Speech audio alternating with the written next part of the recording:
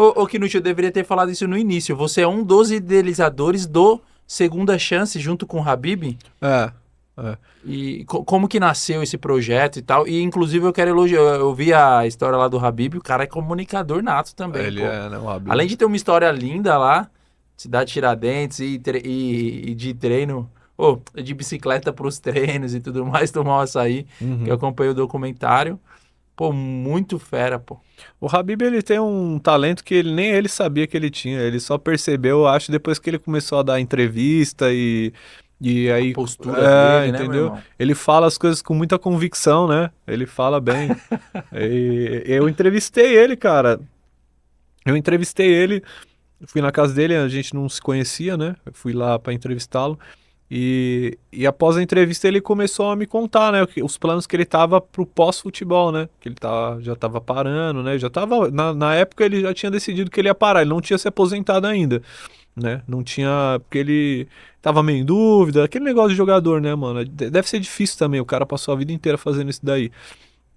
E aí ele tava querendo, ele disse que queria trabalhar no futebol, mas que não queria ser treinador por causa de viagem, essas coisas, então ele queria fazer alguma coisa dentro do futebol. E, e aí eu fui embora, né? Passou uns dias, eu tinha uma ideia na minha cabeça de. Porque assim, eu sempre gostei de experimentos, assim, gosto de coisas meio reality, assim, eu sempre gostei disso. E aí eu conversei com ele e falei, cara, e se a gente usar os contatos que você tem, a sua mentoria, pegar um cara que é talento na várzea e tentar colocar ele num time profissional? Porque você conhece, né, presidente de times, então a gente mostrar que se esse cara treinar e seguir ali o que você está dizendo, né? Fizer uma dieta e tudo mais, ele pode ter uma segunda chance, né? Aí ele gostou da ideia, a princípio, pelo telefone. Ele falou: ah, demorou, vamos ver. Ficou de me responder depois. Aí passou uns dias, que no dia que eu falei isso pra ele, a minha ideia era tentar fazer isso com o Kaique. Não sei se você conhece o Kaique, um atacante muito conhecido na Várzea. Aí ele falou pra mim, não, mano, acho que vai ser melhor a gente fazer com o Josué, que ele tá querendo, já jogou no Palmeiras, entendeu? Inclusive o Josué tá com ele em Blumenau lá, eles estão lá. Eu vi a história dele lá no seu É, canal também. Fenômeno, né? fenômeno. O Josué é gente boa pra caramba. E aí, beleza, desligou. Passou uns dias, ele me liga de volta. Falou: ó, mano, seguinte, arrumei uns patrocinadores aqui, arrumei uma mansão, mano. Ó, em vez de nós fazer com um cara, vamos fazer com oito. Eu falei, mano, você é doido? Como é que a gente vai contar a história de oito caras? Porque assim, ele não é um criador de conteúdo, né? Mas ele é um empresário, né?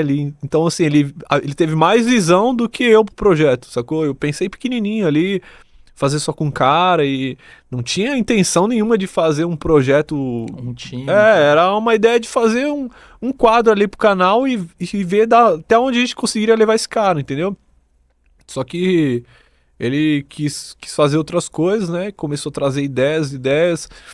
E aí a ideia era fazer uma casa onde esses atletas ficavam e ele mandava esses caras fazer teste nos times, entendeu? O cara treinava, se alimentava bem, tinha mentoria e fazia os testes. Só que no começo do ano, o São Caetano convidou a gente para um amistoso, entendeu? Eu vi, eu É. acompanhei lá também. E aí foi que mudou mais uma vez. Aí ele falou, pô, a gente precisa fazer uma seleção da Várzea. Como é que a gente vai fazer isso daí?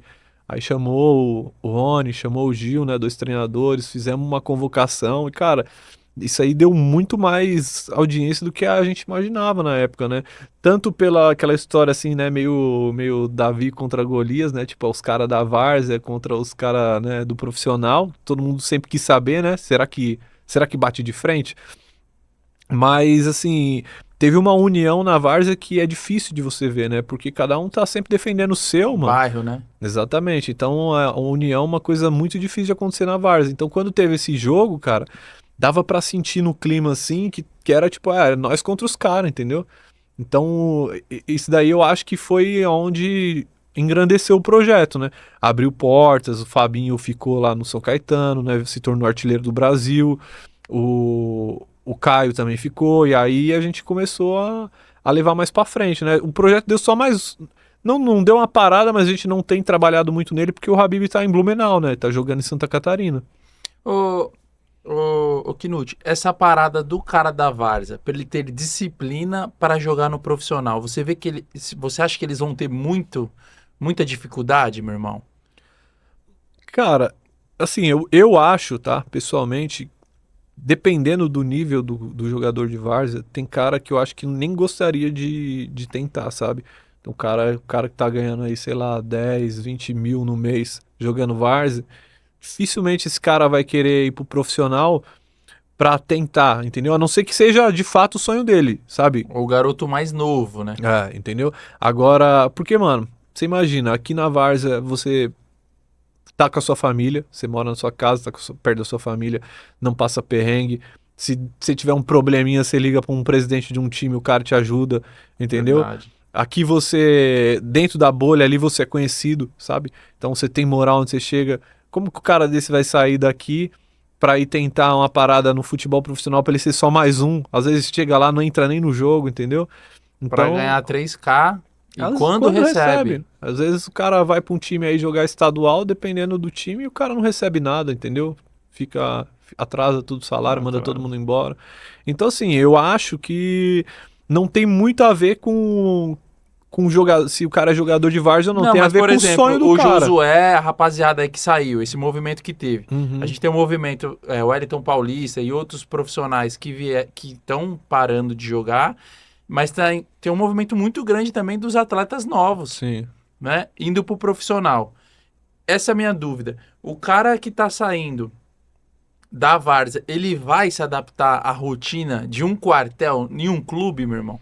Porque, querendo ou não, o futebol profissional, ele é chato, irmão. Sim. Ele é uma empresa, você é um funcionário lá e você tem que cumprir regra durante o jogo, fora do jogo, no extracampo. Não pode quebrar, não pode beber, não, Uhum. não deve e não vai também aguentar a intensidade de um jogo profissional, né? Como que você vê isso? Então, é que a gente não pode colocar os jogadores de várzea assim, generalizá-los tudo num bolo e imaginar que todos têm a personalidade parecida assim, que eles não vingaram porque, sabe, porque o cara Sim, não se importava muito. Por exemplo, o Caio mesmo, que foi pro São Caetano, mano. Esse cara é um exemplo de atleta, sabe? Exemplo. Então, eu acredito que ele treina muito mais do que caras da Série A aí, entendeu? Que não se dedicam como deveria.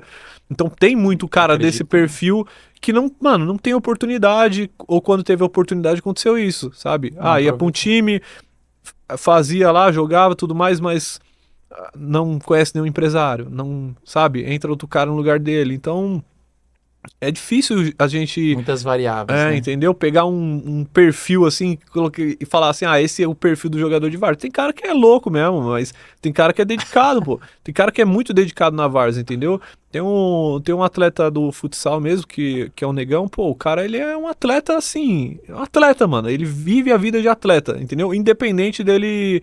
eu Ele não... faz por conta, ele faz por excelência. Exatamente. Não sei se ele tem um intuito de jogar profissional, acho que não.